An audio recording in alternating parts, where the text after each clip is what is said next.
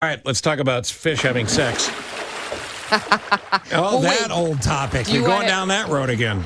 The story was from yesterday about fish that were keeping people awake because they were... This weird humming sound. Yeah. In the greater Tampa area. And we happen to have a good friend there who happens to be a big shot with fish. Yes, he is. Roger Germann was one of the key people at the Shed Aquarium to build it and grow it into this world-renowned facility that we have in Chicago. But if you're listening in Florida, we have tons of listeners in Florida. If you're listening in Florida this morning, you probably know well the Florida Aquarium in Tampa, which he has taken over the past several years and made even bigger and better than when he took it over. It is world-renowned as well. Yeah. And we were lucky enough with the Coit family, Paul Coit and his family, to visit there this past summer. So there's tons of great things Roger's doing. But I think if you're going to have an expert on to talk about fish sex, I mean, he's your guy. Good morning, Roger. Do I have Roger? Let's try that one more time. Roger's such a good guy. Good morning, guys. There There it is. Sorry, the groaning was so loud from the fish. For Punchki Day, I went on mute. Yeah. See, there you go. Do you yeah. miss not being here for Punchki Day? I do. I'm actually in Tallahassee today, in the state capitol, and I have to tell the story that in Chicago, especially, elections are won and lost on whether your streets are plowed or you deliver the wrong punchki. Right. And they're like, "What's a punchki?" I'm like, "Oh my gosh!" Right? Well, you know what's weird is we used to get, as a regular order, when you'd walk in the morning, you'd have like 9 newspapers stacked up, actual newspapers. Yes. And on Punchki Day, there would be boxes. Yes. Like 6 feet tall boxes of punchkis. And each punchki was roughly 12,000 calories. Mm-hmm. And each one was a different flavor, like key lime and chocolate. Now here's Roger Germann with the history of Punchki Day. Go. Oh, yeah. Grain alcohol is the secret, is what I'm told. Oh, So you start your morning. That's the difference between a punchki, I guess, and a Bismarck, is the grain alcohol. So, well, let's brag about the Florida Aquarium for a second. You and I stay in regular contact, but for those who may not know, this ought to be on your vacation list, your visit list, especially if you're getting to Tampa anytime soon. But congratulations on all the success.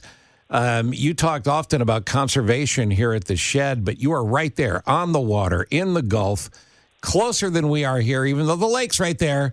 You have special concerns with conservation, and I just want to salute your success. Well, thank you. Yeah, no, we really take conservation seriously. We want to have fun, though, so it's a great place to visit, as you said, but also conservation. And we have some amazing programs.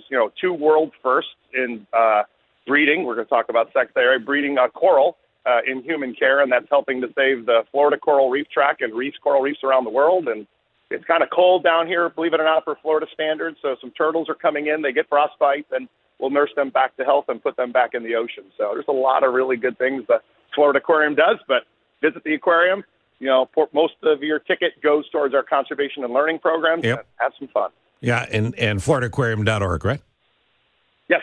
Exactly. Yeah, check it out. And Roger does a great job. All right, let's talk about the important thing. And Andrea wanted to ask, not me. Oh, they just made fun of me, Roger. It's just typical day. I said that dolphin. We're talking about the fish and the story that Steve had about the fish, doing it. So they were keeping people. Yeah, so they were keeping people If it was awake. dolphin sex, technically it'd be mammal sex. Right. So that was my error. But I said dolphins mate for pleasure or for. They can fall in love like humans. They like Luther Vandross records and a nice bottle of wine. Right. But is there really a humming sound in and around the Tampa area that has been loud, unexplained, that some experts have said now could be fish having sex? There's a lot going on. Yeah, I mean, look, it's in the animal world, it is not always pretty. At the end of the day. So I think a lot of folks are looking at, what is truly happening right in our backyard. Obviously, noise being thought of for the bass. So I know you call me the expert. I'm not quite ready to lean into on the expert theory. Then you get all the other theories of what's going on, right? We have the Air Force Base here in CENTCOM, and I'm like, oh, my goodness. So, yes, there definitely is some things tied to what's happening, in the waterways. And there is noise. It can be noisy. Yeah. All right, so we're trying to figure it out. Yeah, and the New York Post is not exactly my Bible for legitimate journalism. But the New York Post reported the noisy fish sex theory, along with the potential of military experiments and things of that nature. Have you get up early, you stay up late. Have you heard the noise? I have not. I'm not on the water. I'm on a ridge, so I have not heard of. But bass, drum, a few of those animals. We have them at the aquarium, and I'll tell you what. Our team comes in early. I asked them. They said they haven't heard it, but believe it or not, we might come in a little early or set up a few microphones and see if we can do a little experiment at the Florida Aquarium and see what we can find out. We have those fish at the aquarium, so let's see that time of year.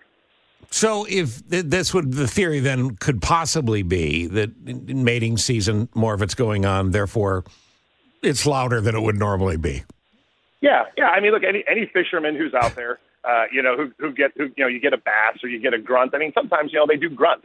You can bring them in the boat. Catch Who doesn't? So, there definitely is something to this. And I know our team is, intrigued by it. So we're going to pay attention to the ones we care for. And I'm sure there's plenty of people descending on Florida like a fish version of Jim Cantori, and they're going to be up and down the Bayshore Boulevard, and we'll start getting live reports. But we'll check it out. I promise you. There's another fish sex story, which is about the stingray, right? That I don't know if you guys saw that story about. Let's pretend we did, and you're just telling others. Go ahead. No, it's all right. I don't want to confuse, but the other story that came out yesterday as well was a stingray in a North Carolina aquarium that there's no males around, and all of a sudden she's pregnant, and it's the whole the immaculate conception.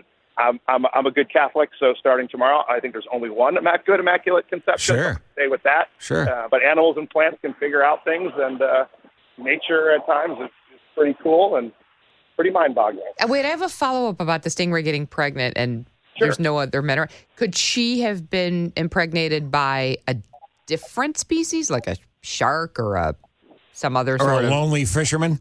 No. See, you're so good. You didn't go to Illinois, did you? Roger, ILL, baby. Mm-hmm.